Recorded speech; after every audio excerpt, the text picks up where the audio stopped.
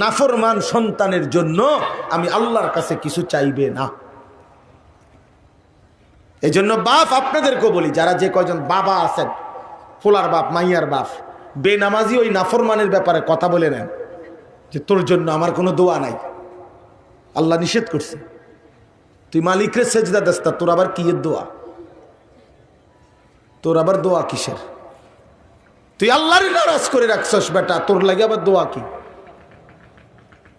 তুই আমার রসুলকে বেইজ্জতি করে রাখছ, তোর জন্য আবার দোয়া কিসের?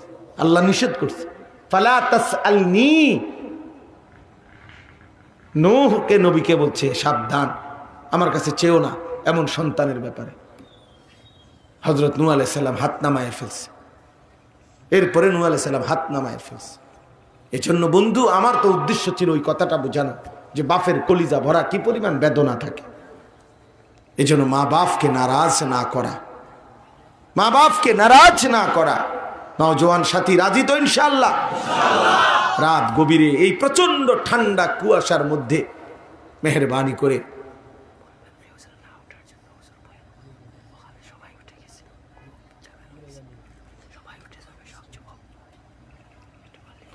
মেহেরবানি করে দয়া করে আল্লাহর ওয়াস্তে প্রিয় সাথী আমার, তুমি এটা বুঝতে শিখো ভাইয়া। আমি শক্ত কথা বলছি, তোমারে ঝগড়া লাগছি এই জন্য না, আমি কোনো না ইয়ে কার্য হয়েছে না, আমার কার্য হয়েছে, কোনো ঝগড়া হয়েছে কি? এই জন্য রাত গভীরে অন্ধকারে এই ঠান্ডা কুয়াশায় আমারও কষ্ট হচ্ছে বন্ধু। সেই সকাল থেকে বয়ান শুরু হয়েছে, জোহরের আগ থেকে ছুটছি তো ছুটছি, দুপুরের খানার পরে আর খানাই খাই না এই পর্যন্ত। এটা এমনি বললাম,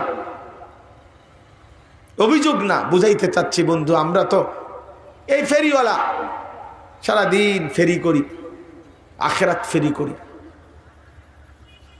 আখেরাত ফেরি করি। এই জন্য নওজোয়ান সাথী, তোমরা আল্লাহর দিকে ফিরো, তোমরা আল্লাহকে সেজদা করো, তোমরা ফজরের নামাজ পড়ো, তোমরা 5 ওয়াক্ত নামাজ পড়ো, বলো ইনশাআল্লাহ।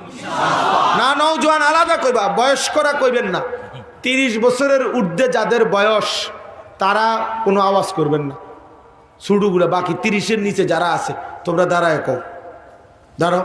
বয়স্ক লোক দাঁড়াবেন না বললাম। হ্যাঁ হ্যাঁ, মাশাআল্লাহ, দেখছেন নওজোয়ান, বলো ইনশাআল্লাহ। 5 ওয়াক্ত নামাজ পড়বো ইনশাআল্লাহ, ফজরের নামাজ পড়বো ইনশাআল্লাহ, কালেমার পতাকা উড়াবো ইনশাআল্লাহ। আগামীর বিজয় তোমাদের হাতে ইনশাআল্লাহ, ইসলামের পতাকা উড়বে ইনশাআল্লাহ।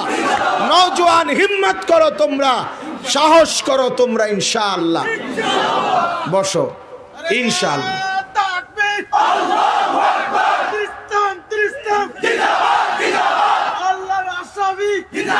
শরাব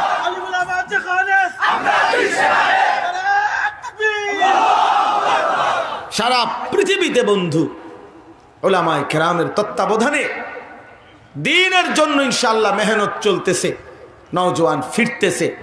এই জন্য আমি অনুরোধ করলাম, আমার শায়েখ দামাত বারাকাতুহুম সহ উলামায়ে কেরাম আসতেছেন। প্রিয় নওজোয়ান, আমি অনুরোধ করছি, একটা নওজোয়ানও দোস্ত সাথী উঠো না, একদম উঠো না। কষ্ট করছো, কষ্ট করো, আল্লাহর জন্য কষ্ট করো। রাজি তো? বলো ইনশাআল্লাহ। উঠো না, উঠবা কিনা বলো? উঠো না, কেউ উঠো না, বলো ইনশাআল্লাহ। হযরত বয়ান করবেন, সবাই মনোযোগ দিয়ে। আমার শায়েখ, আমার কলিজার টুকরা, আজকে যার দোয়ায় আমি 2-4 শব্দ বলার সুযোগ হয়েছে, আমার সেই প্রিয় শায়েখ কথা বলবে।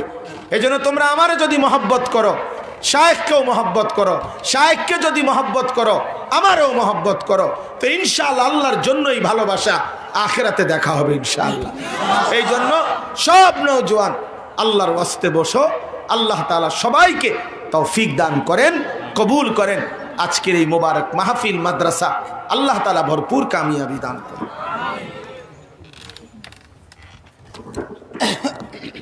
আলহামদুলিল্লাহ, আমরা অত্যন্ত মূল্যবান বয়ান শুনছিলাম।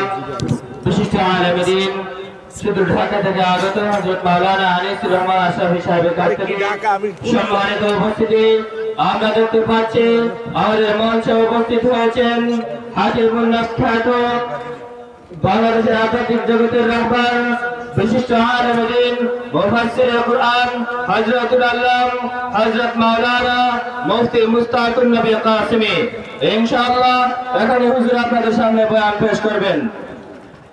সম্মানিত উপস্থিতি এই পর্যায়ে আপনাদের সামনে গুরুত্বপূর্ণ বয়ান পেশ করছেন বাংলাদেশের আধ্যাত্মিক জগতের রাহবার হযরত মাওলানা মুফতি মুস্তাকুন নবী কাসেমী।